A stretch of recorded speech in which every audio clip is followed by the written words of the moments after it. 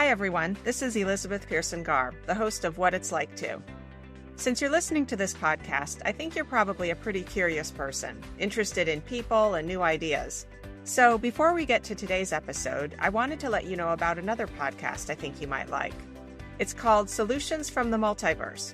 In each episode, the hosts, Adam Brous and Scott Maupin, talk with a guest about a new idea that just might help solve some of the issues we're facing. Like, would $1 million voting sweepstakes change how people vote? Or can protected bike lanes cure a bunch of social problems? These guys have no shortage of questions and lots of interesting ideas.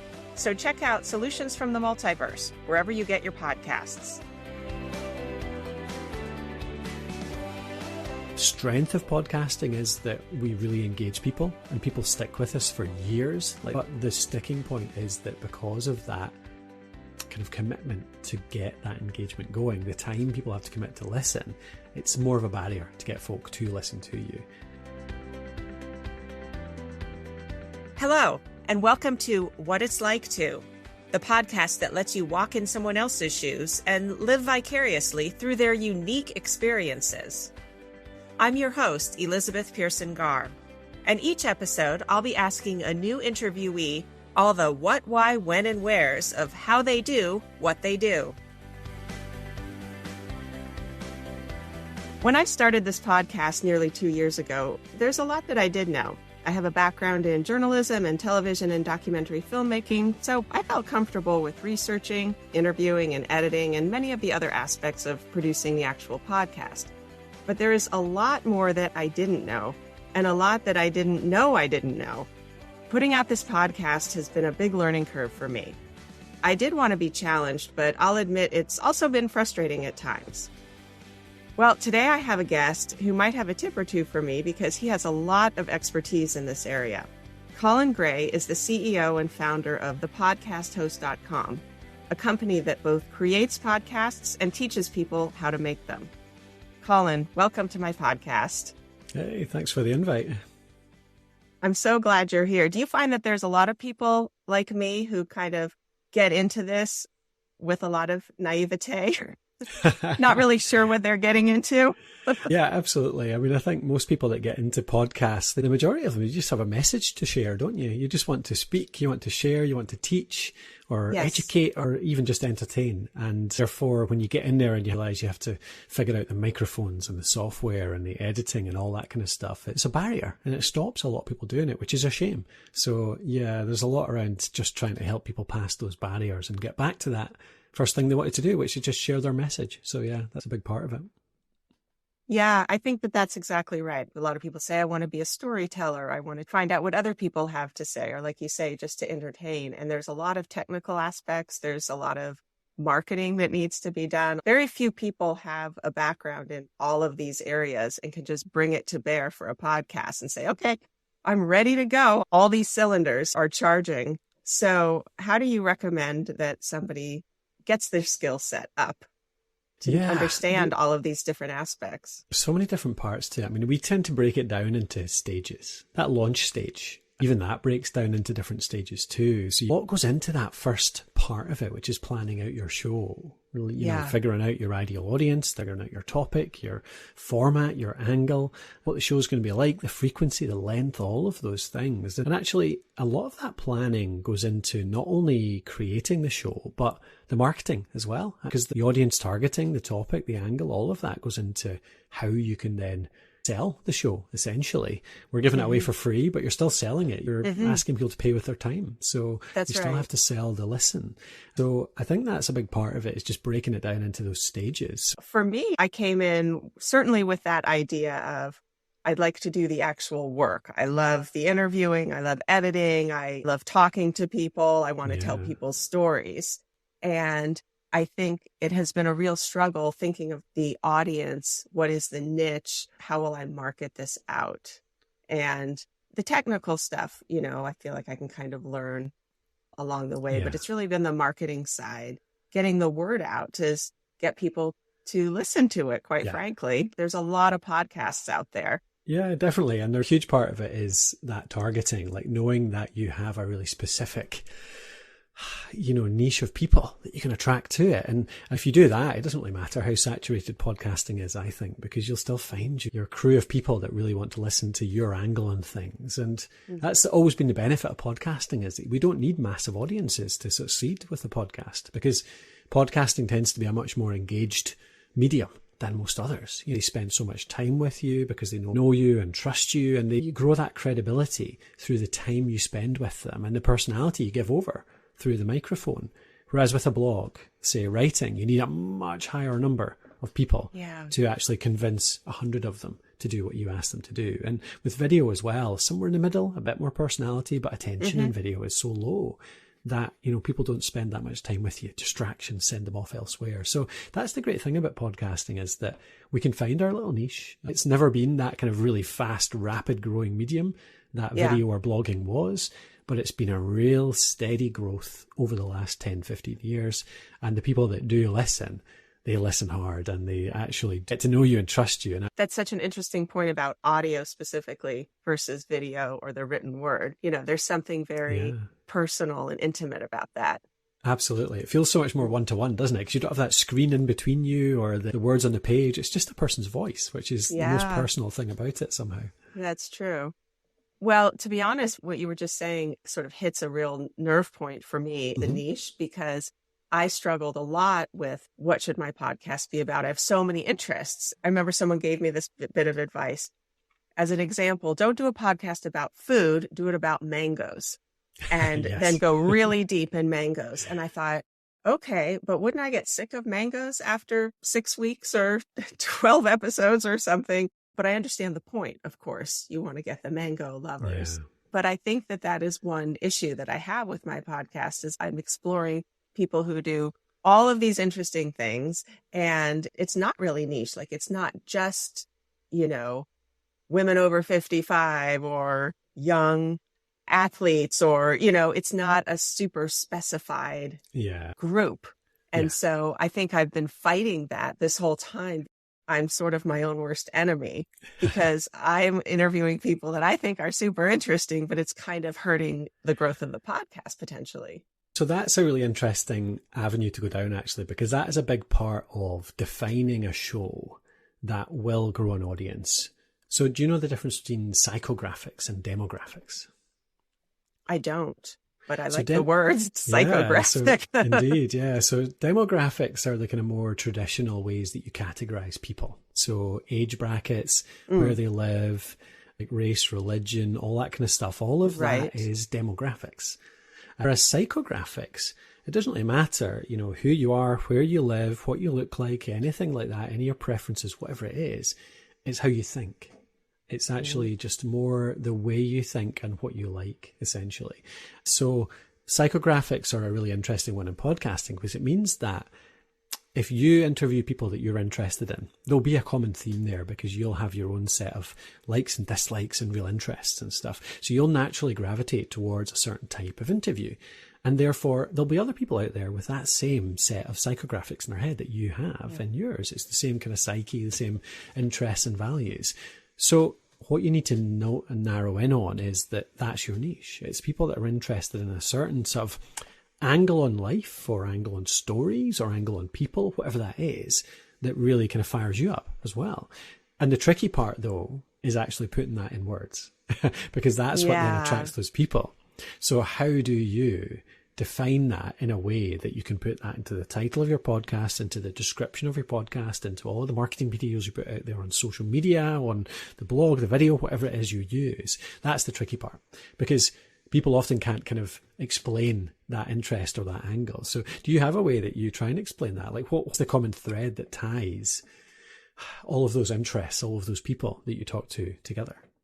They're curious and passionate and focused. So I don't know how much you know about my podcast, but I interview people who have done things that most of us will never do in our lives. Summit Mount Everest, win an Olympic medal, sail solo across the Atlantic Ocean, these kinds of things. And so what I have found is, of course, they have determination and drive, but they all also have this stick-to-itiveness, for lack of a better word, because they all come up against a wall nothing is easy, right? We all get injuries or people say, you can't do it, and they all keep going. So there's this passion and determination to fulfill their dreams. And I realized a few months ago, part of what is drawing me to this topic is that I really love this message, because that's kind of been a theme for me throughout my careers. And for right now, for the podcast, there's a lot of naysayers. Oh, podcasting is so hard. And when I worked in television, oh, you can't get into TV. It's so hard. And so I like this message of keep going through the hard times. So I see that as a common theme. And then in terms of people listening, it's also curious people who are kind of fascinated dreamers about what is possible in life. The feedback I get from people who listen is like, that was inspiring to me. I feel like I should take more risks. I feel like I should own my power more, and realize I can lean into hard things also. Yeah, there's a lot in there that I bet you resonate so much with your audience. And I mean, your title of your podcast, like what it's like to, and it's kind of incites so much curiosity, which I think ties so much into what you're doing there, which is all those things that people have been told they can't do, all those things that you think you can't do just through lack of confidence, all that kind of stuff. What is it like to do this? That's a really nice way to go about it. But it seems like that risk as well is a big part of it. Like, I think that a good podcast plan, a good podcast strategy, whatever you want to call the kind of description of what this podcast is really aiming at, really solves a problem of some sort. What is going to really compel somebody to listen to this show? And the way they get value for their time is if you fix a problem for them. Some people that might just be entertaining. It's like, I'm stopping them being bored for half an hour, and you have to just be the most entertaining person. And that's a hard one to do. But sometimes you have to be a comedian or someone that I'm not. Yeah, that's a harder one to tackle potentially. But equally, you can solve the problem of people are out there thinking like, oh, I feel a bit, stuck. I feel a bit kind of scared of doing something new, or I feel like I kind of haven't tried anything in a while, or I'm not satisfied with where I am right now.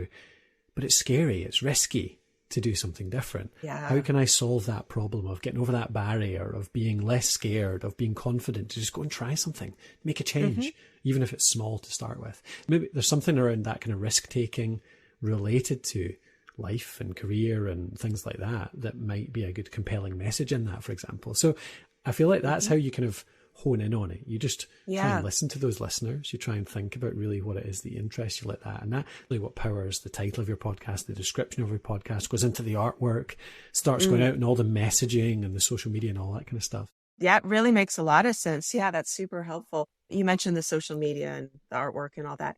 I think that's another thing that I have found challenging, and that maybe other podcasters do as well. You read all the conventional wisdom about the best ways to get the word out. And of course, there's no roadmap that works for everybody, because if there were, everyone would have, 100 million listeners. And so I think that is a frustrating thing, or I guess just an opportunity, depending on how you look at it.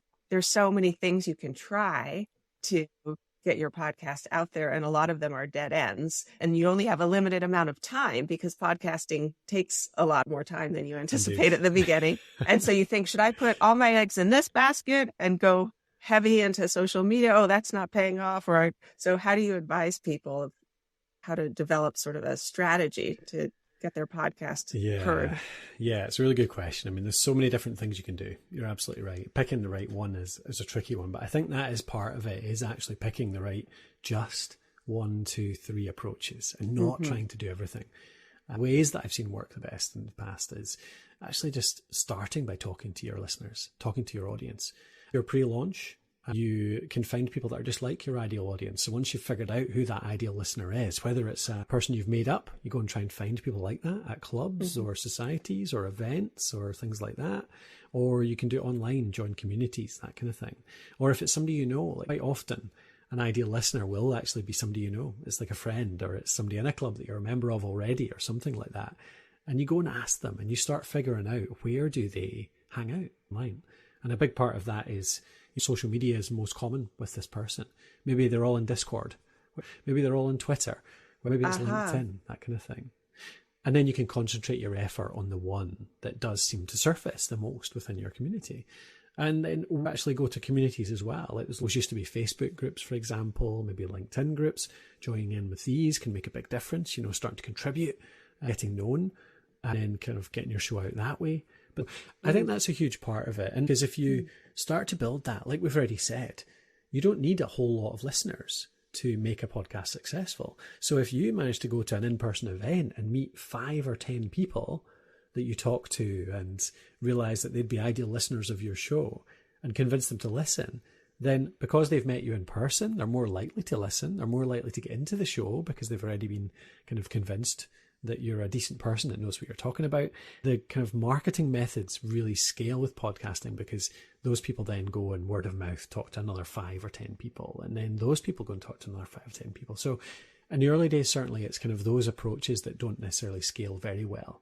You're not going to get to 1 million people by going to events and talking to one person individually. But again, podcasting, we don't need 1 million people in the early days, certainly, or long term even. So I think that's how I would approach it, certainly early. And once you've got that on the go, that means once you get up to kind of 100, 500, 1,000 listeners per episode, you can start to talk to them more and then try and figure out maybe the more widely spread, more scalable ways to market from there.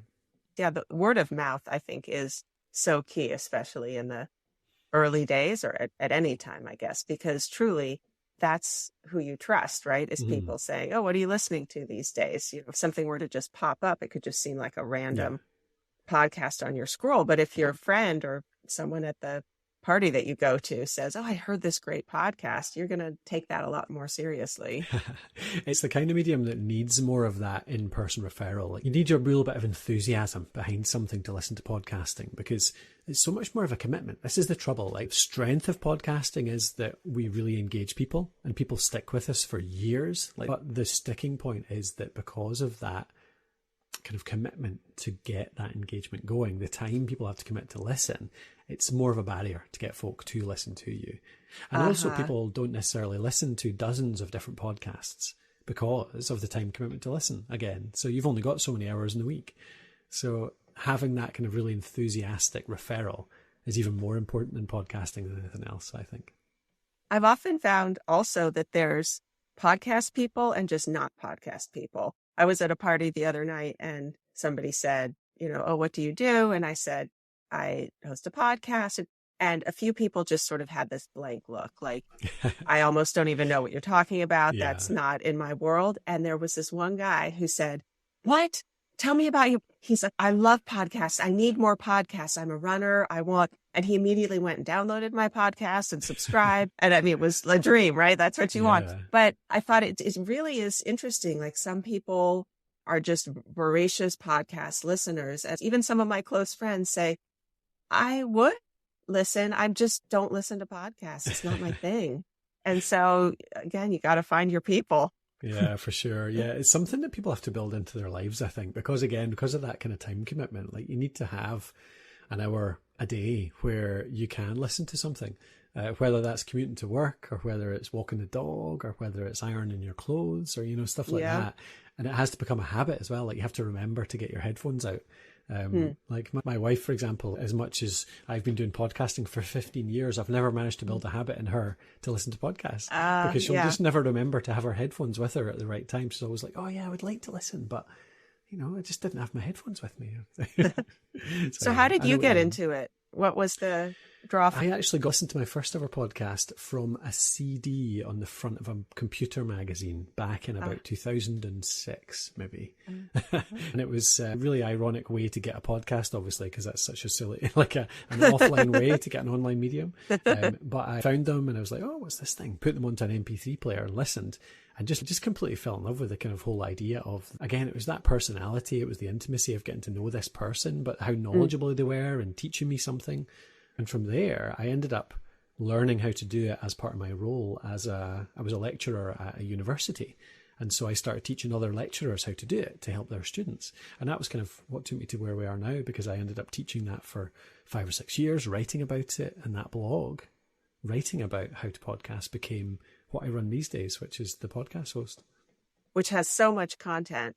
I really recommend it to anybody at any stage of podcasting, but you can really do some deep dives into getting a lot of information about what you want. So you used a lot of that work and put it into the podcast host? Yeah, indeed. Yeah. So I was learning for years how to do it, just writing little blog posts about the tricks I was learning, the equipment I was using, the techniques I was practicing, all that kind of stuff.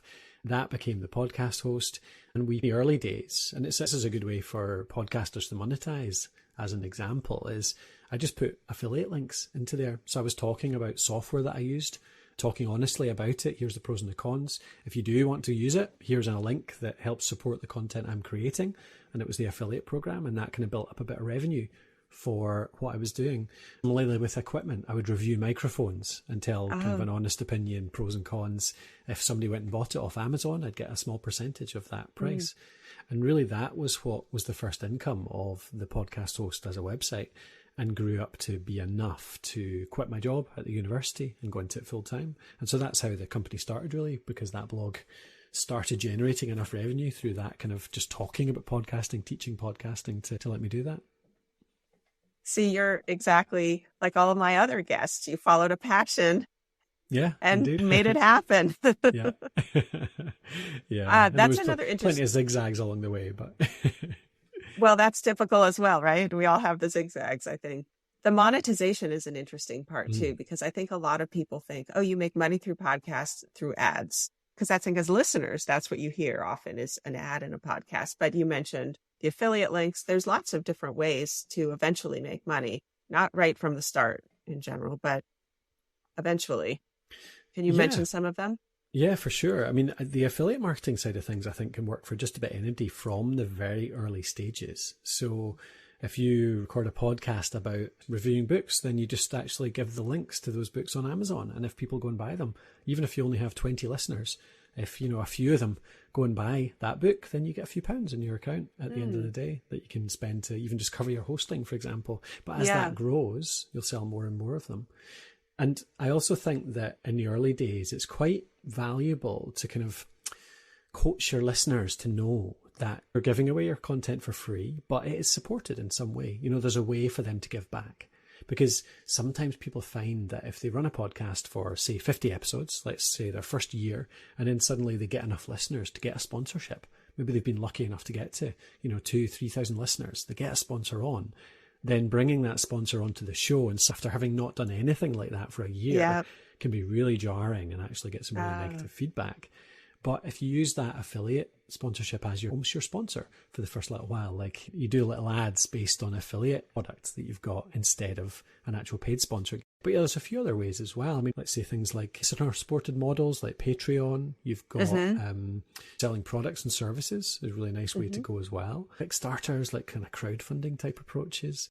Backing up a few steps, how would a podcaster decide which one would be a good way to start? You mentioned affiliate marketing is smart for maybe anybody, but then after that, how do you know which one sort of fits your podcast? I think it does depend a lot on the kind of niche, the topic, the size as well. So I find often the most successful podcasts that make, certainly if you define success by revenue, at least. How do we define success? Bigger question. Bigger question. But if you're going to say, I want to make a business out of my podcast and make it earn me a living, a lot of the more successful ones actually end up going down the route of personal products or services. So something like a host actually creates a product that's relevant to their listenership. So you start with affiliate products, as in you see what your listeners are interested in. You sell other people's products in that way. Then you maybe get sponsorships as well, where sponsors will come on and work with you. Maybe a running show that gets a special edition trainer for your listeners, which is really something like that can be really cool to test. But at the end of the day, you create your own product. And a lot of the people that kind of we talk to, they create a digital product. Like Alitu is our podcast maker app is a good example of that. So we've got an app that does, you can record, you can edit, you can publish in the app. Yeah. And we built that to serve the listeners of our podcast, Podcraft, because they were asking, like, how do we make editing easier? Yeah. So that was building a product that served the audience of our podcast, and it didn't exist until our listeners asked for it, essentially. And so that's one way you can monetize a podcast as well, whether it's a software product or whether it's a training product, courses, that kind of thing. And services work that way too. Services can be a really good early stage one, actually. Like even if you've only got 100 listeners, if you can convert 20, 30 of 100 listeners, if those listeners are getting enough value, they're loyal, they're fanatical about your show, And imagine you sell like even a $500 a month consultancy or $1,000 a month, and you sell that to 20, 30 people. That's a really good living for really anyone in the world. So, services can work really well for very niche podcasts that have a very defined problem that people are willing to pay money to help fix. And then you can be the one to help them fix that. And you build the trust to actually be able to charge a decent amount for it through the value you give in the podcast. So that's a really good path for a lot of people, I find. So it all goes back to what we were talking about at the top of the show, actually, which is, again, finding your niche and your message. I mean, that really is the important core of it all, because that feeds into the marketing, into the monetization. Exactly. Yeah, totally. If you have a really solid problem that you're solving, if you can communicate that problem really well, and you can tell the people out there in the world that here I am, I fixed this problem for this specific type of person. Are you that specific type of person? They go, yeah, and I have that problem. So they come and listen to the show, and then you can build products, services, you can build sponsorship, affiliate income, anything like that. You might have a cause that you want to try and promote. All of those kind of things, you can create that action based on attracting people with that really specific problem, really specific listener kind of idea. And that's what drives it all, right from the initial growth right through to however you monetize or purposize your podcast. One thing that I read a lot about in the podcasting world is pod fade, people who just fade out because it becomes too much. Do you see that a lot? I mean, there's a lot of podcasts out there, and they might only have 20 or 50 episodes, and then they'd stop, because it does turn out to be a lot more time intensive and a lot more work. And I think a lot of people expect, me included, that the growth curve would be steeper than it is. It's a slow, steady climb, I think. Yeah, absolutely. I definitely see it a lot still. Yeah, for sure. I mean, it's one of the biggest problems we try to tackle in our content. First one is always the launch stage. Like, how do I learn how to launch my podcast? But the next stage is, how do I learn how to make this consistent and efficient and, sustainable? And it's so much about workflow. It's so much about how do you figure out how to make your podcast easy to create? How do you create a little workflow, a system, a process for yourself so that every single week you turn up in front of your microphone, you can really easily create a plan, or you've already got a plan in place. You know exactly what you're going to do to record. You know how you record so that it makes the editing simpler and easier later. You've got a process around editing as well. So you know that these are the 3 things that I do for editing. Here are the 2 or 3 tools that I use to automate parts of that so that I don't have to spend so much time on it. And here's how I publish. And then even you can continue that into the promotion afterwards as well. That you could argue that the promotion stage is just as much part of the podcasting. So, you post it in these 3 places. You create 3 clips from the show that you post in this way. You post it into this community, that kind of stuff. So that's what it is for me. It's all about the process. And process sounds boring, but that's really what makes it tick. If you have that tick list, from step 1 to step 18, every single week, have that down. Suddenly your mind is free, not to worry about like, oh, what's the next thing to do? It's more about like thinking about the content. How do I make good content? How do I talk to my listeners and really ask them what they want me to cover, so that I can make the stuff that really moves them? Yeah, I agree. I think that makes such a difference, rather than just feeling like you're swimming in this sea of what to do now and how am I going to get through all of these elements that need to happen to get that episode out. If you have the steps and know that on Tuesday I do this and on Thursday I post that, it makes such a difference. But I feel like for me, there is always this overhang of other things that could be done. Yes, maybe it's just the life of an entrepreneur, but I am doing all of these things and getting the episodes out, but I could be trying this. I could be reaching out to these people. And I also have a family, and life is still busy as well. And so it's how you kind of manage life, podcast balance also, and not feel overwhelmed by all the potential things you could be doing. Everyone that I've seen, almost without fail, that has managed to keep a podcast up for a year or more, like a long-term show, has a slot in their week which is unfailingly protected for their podcast. So whether that's like part of your work, so it's a Tuesday morning, Maybe you get in at 9 o'clock on Tuesday morning and you've got till 12 o'clock to make your podcast, and that's it. So you've got a 3-hour slot that's just the same every single week. And that's protected. Like I said, it's high priority, can't be moved. Or whether it's a hobby thing and it's like a Sunday evening for you, or a Tuesday evening, or something like that. Whatever it is, if you make it that regular part of your routine, I think that's when it really matters. It's when you prioritize it that way so that it just always happens. And then it's actually also about, once you get into that slot, is cutting out the non-essentials. Like, the biggest killer of so many podcasts is perfectionism.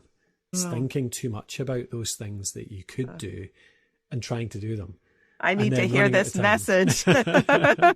So editing is a big part of this. So editing is the one, kind of probably the biggest killer of podcasting, because people spend so much time getting into their audio files and saying, oh, there's like a few ums and ahs and like a few tiny little clicks and, you know, all these little things that actually don't make much difference at all. People will spend hours. Like, people I've worked with that spend like 8, 9, 10 hours editing a 30-minute show. And it's bonkers. It's just unsustainable. You should be spending less time editing than it took you to record. So if it's an hour-long show, definitely no more than an hour to edit it. If it's a half-hour show, less than an hour, half an hour. And the only way to do that, though, is with a few different tricks. So there's things you can do in recording, for example, to make it easier to edit. There's things that you can do while you're editing that make it like much quicker too. So not doing the audio engineering things, even just the mindset overall around how you record and then how that draws into the editing too. So I was that person for, probably almost the first year of my podcast. Yeah. I was editing it myself, and I was spending hours because of my background in documentary film, and I love editing, and it's fun for me, but I was drowning in the editing, and I thought, how is this podcast taking me so long to get out every week? And, you know, I would rearrange things and the ums and the ahs and the sound levels. And then I finally thought, this has got to stop. But I'm still definitely spending more than, my episodes are typically 35, 45 minutes. I'm spending more than that on editing every week. So I'd love any of the tips that you have. Yeah. I mean, I think one of the big things is to try and get out of the habit of having to listen to every minute of every episode. So a lot of people will do that. They'll listen through the whole thing. But the key is that actually we try and take on I call it a going live mindset. So when you do your podcast, a lot of people are so perfectionist over that when they trip over their words a little bit, they'll restart that section every single time. And then they'll end up having to listen through the whole thing and edit these all out. And they'll also worry about little kind of hiccups or, you know, stumbles or anything at all, like an and an ah. Like, do not try and edit out ums and ahs. It's just the biggest killer of podcasts. I keep saying that. There are loads of biggest killers of podcasts. Yeah. There's one terrible killer of podcasts is that whole thing. Instead, if you're thinking on a going live mindset, you're thinking, right, I'm going to put this out with minimal editing, perhaps even none. Okay. So I'm going to record this episode and it's going to be a little bit rough, perhaps initially. I'm going to record it and I'm going to keep that in mind. And then when you start stumbling, you just say, oh, I'm sorry, that's not what I meant to say. And you just keep going, okay? If you find yourself doing ums and ahs, you become a little bit more conscious of it because you know, I can't edit this out. So suddenly you're not using editing as a crutch and you start to notice those crutch words, those ums and ahs, those pauses, those clicks, all that kind of stuff. And that, if you know that you're going to be publishing it, that helps you improve fast because it kind of highlights to you the sort of mistakes you're making, the things you're doing. And then it means that you improve. Over like 4 or 5 episodes, you'll get so much better, so much smoother because you'll be so conscious of these things. As soon as you take away that crutch of editing, you improve your speaking so much more. And that's obviously so much better because it means that you don't have to then edit anything afterwards. And it helps you everywhere else too, because like you're speaking out just with friends or a work event or something like that. It helps you too. So it's a really worthwhile thing to practice anyway. Now, that's an ideal world, but you will still make mistakes that you want to edit out. So every now and again you will. So say in a 30-minute episode, I'll sometimes make a mistake. I'll stumble. I'm like, okay, that was probably too big to just breeze on past. Although I will breeze on past many a stumble or a mistake or something, but some that I won't, I'll say I'll pause and I'll give a bit of silence on the mic and then I'll click my tongue 3 times. Pause again. And then I'll start speaking and I'll try and start again from the start of the sentence before. And what this does is it creates a visual signal in the waveform. so that when you bring that waveform into your editor, you can just skim through and you see these things visually see where on the it waveform. is. It's so obvious where it is because it's a really visual signal. You see these little gaps and these 3 spikes, and that means that you don't have to listen to the whole thing. So whenever you make a mistake, whenever you say something that, this does need edited out, you stop, you do that, and then that means you can just not have to listen to the whole thing. And so I'll edit maybe a 30 or 60 minute episode in, 5-10 minutes max because of that. Wow, this is revolutionary for me.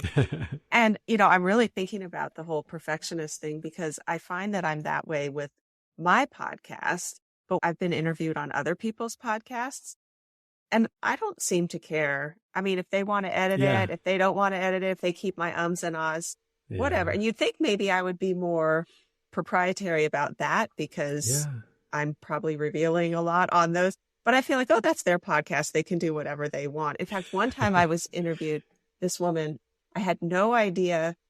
We got on the podcast and she immediately said, get your phone out. And I said, okay. And she said, we're going to do this on Instagram Live. And the whole interview was just live for 45 minutes, Excellent. an hour. Yeah. And then she recorded it and also posted it as a podcast. And I was dumbfounded. This was about 6 months ago and I was still editing a lot more. And I thought, this is completely opposite of what I'm doing. She's not going to do a single second of editing. The whole thing is just live and she's just going and my, camera was in a wonky place. But I thought, well, that's efficient. Yeah, totally. That's what I'm getting at. Like, that's the mindset. You can just go live. Absolutely. You can do it that approach. So you can really go live and that can bring some extra benefits too. But if you're too nervous to do that, just pretend you're live and act as if you are, as in you're not going to edit anything. So it helps a lot. If you can get into that habit, it can really get you out of that perfectionist mindset, really help you with the kind of mistakes editing at the end. And then you tie in a few other things, like you use some certain tools to, automate the audio cleanup. So I don't think anyone in this day and age as a podcaster should be doing their own audio cleanup. Like, they shouldn't be running noise reduction, EQ, compression, all that kind of stuff in Audacity or Audition. Even though those tools can sort of help with some of it, it still takes time to go through it all. Whereas there's tools out there like Alitu, our tool does this for you. It does all the cleanup, but there's alternatives too. There's others out there that do the same thing. So just get those kind of audio engineering things done by the software. Get it automated as much as you can. Even like the music. So a few tools out there that do this. Alitu does it as well. Adds in the theme music and the transitions. So all you have to do is have your recording and have that production side of things done for you. So you don't have to bring in your theme music, that kind of stuff. So many of those audio engineering elements can be done for you now with software that you can just concentrate on planning the content, figuring out what you need to say, saying it in the best way you can, improving that presentation skills every single time, and then just publishing it to the world. How important do you think it is to put out video clips versus just kind of still images with quotes and all of that? Is video really the way to hook people in? I think it can help if done well, but I think a lot of people do it not very well. And a whole lot of people that do good podcasts don't do it at all. So it's absolutely not essential, I think. And in fact, there's a whole sort of extra level of prep and gear and editing required to do it with good video. To do it well, create a good quality video podcast, you need like 2-3 cameras for great angles. You need all the lighting, the background. People then start worrying about their hair and their, clothes and all that kind of stuff. So I think that it's just a big barrier for the vast majority of people. And I think it can work as a kind of upgrade for podcasts that do well, that already have a good bit of audience, that have the money and the time to invest in it. But I think that it's dangerous, the kind of message out there just now that a lot of maybe video first podcasting services or companies or just people who are trying to write educational materials to catch attention, saying that video is essential. Video is the way podcasting is going, because I think it stops a lot of people that could podcast really well, make a difference, get the message out there in the world. I think it stops a lot of those people doing it because they feel like they have to do video. It's a much higher barrier than just audio. And as you mentioned earlier, it's a different medium. I mean, audio is different than watching something on video. And I think some people like it. I guess people like to watch podcasts, say, on YouTube and that kind of thing. But podcasting at its core is that intimate audio experience. Yeah, totally. So it's different purposes, different types of conversion, different types of people even. So it's a funny one. I do think it can work reasonably well for promotion. If you use little clips, if you spend a bit of time finding good little highlights of your show, that kind of thing, even if it is just that version that you said, which was a still image with maybe they call it an audiogram perhaps, an audio wave over an image, that it can capture a bit of attention if you have a good 30-second, 1 minute clip. But even then, you have to do that quite well, have a good social media following, know where your ideal audience is hanging out. So it's a fair bit of work, but certainly not to count that out.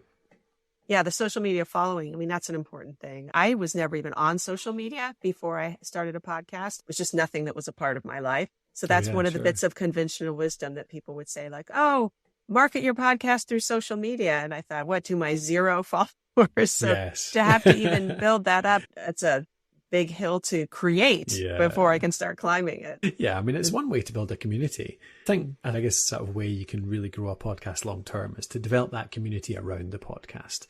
Talked earlier about getting involved in other communities. If you can actually create your own community space for your podcast, whether that is around a social media account, that can be a community, the people that follow your Twitter account, or it could be an actual group within somewhere like a Facebook group or something like that. So I think that can work really well. But I think social media certainly is not essential. Is there a bit of advice that you would give to podcasters who are a little ways in, but not several years in? Encouragement to keep going? I don't want to have pod fade. I love doing it. But what do you say to people who aren't just starting out, but are kind of midway through? I think often people reach a point, maybe a year in or somewhere around that region, where there is a little bit of almost kind of jadedness. You're like, I've been doing this for a while, I'm still enjoying it, but I don't quite have the enthusiasm, or even if you're not like that, if you do still have the enthusiasm, I think at that point it's often worth almost you wouldn't call it a relaunch exactly, but it's a replan, thinking about that audience again, about that topic again, about that angle again. Like, are you still in the same position as you were a year ago when you started that show? Or is it worth a little pivot? Is it worth thinking, like, who are my audience? How can I get information from these people? Like, can I send a survey out? Can I just like try and talk to people, get some feedback, like really figure out what do people like about my show? Why do people listen to my show? And maybe that'll give you some guidance around perhaps even repositioning, like changing the name a little bit, changing the artwork a little bit, changing the description. I don't think it's ever a bad time to kind of think about that again and replan your show, like revisit your strategy and make sure you're on the right path. And it can really kind of bring a new lease of life to a show as well. And one way to do that in a maybe an even subtler way is I've seen people run to 100 episodes or 200 episodes and then suddenly change format altogether into more of a season style format. I love season style formats for podcasts anyway, because I think they add so much more organization to the show. They kind of benefit the listener a lot because they kind of link the episodes together. By this I mean, picking a particular topic within your niche. So maybe for you it'd be something like, what's it like to be in the sports industry? And then you would talk to a trainer, a nutritionist, a runner, or something like that. And so you'd have 5 or 6 episodes that are all themed and tied together. And actually there's a kind of bigger theme across them. And doing something like that kind of helps people navigate your content. But it's a really nice thing to do to kind of mix things up, because it means that you can give your audience a bit more control. As in, you can say, like, what do you want covered on the next season? And they can actually give you some input on it. And then that can guide you a little bit. You can take breaks between the season, which can be a really nice thing as well, which helps to avoid that pod fade, because it means you can take a month off between, season 3 and season 4. And you can tell people, don't worry, we're finishing up season 4, but we'll be back on, June 1st or something like that. Be quite specific about it. You can even give them a goal during that time. They say, over the next 3 weeks while we're off, give us that feedback. What do you want us to cover on that next season? Or give us some feedback and say, like, what do you like? What do you not like? What do you want us to do more of? What do you want us to do less of? And that all ties into that whole kind of replanning, pivoting as you go, and iterating on that podcast and changing it up as you go to really refine what you're doing and make it the best thing it can be. I've seen people do that and change their show quite drastically over the years, and it can have a really good effect. And you can take your listeners along with you as long as you kind of take their input, hear what they're saying, and kind of put that into the changes you're making and kind of take it forward. I think that's great advice, is to just be open and flexible, and nimble, and you're learning along the way too. And that kind of keeps it exciting too. You don't have just this set blueprint from day one and have to stick to it. You're pivoting with what is actually resonating with the listeners. It's the best thing you can do. If there's anything that you can do with that saved time, if you save some time on that editing, with the advice from earlier, one of the best ways you can spend it is to spend half an hour or an hour a week just trying to talk to listeners, trying to get some feedback from your listeners that you already have. If you're really early stage, again, going out and trying to meet more people who are your ideal listeners and really listening to those problems that they have and what they want you to help them solve. You've had so many bits of great advice. Thank you, Colin. You're welcome. Glad to help. This is just a wealth of information. So, thepodcasthost.com has a lot more. Well, I hope it's helped many people over the years. So, clearly it has. Thank you so much. I'm going to really go dig in and do a lot of thinking. And this one I do need to listen to again. You said sometimes you don't need to listen to the interview, but I'm taking a lot of this and going to apply it to my podcast. So perfect. Thank you. As you heard, Colin offered up a lot of great tips for podcasting, but his advice is actually pretty universal. Here are some of my takeaways from our conversation. Number 1, there can be benefits to not knowing everything when you venture into something new.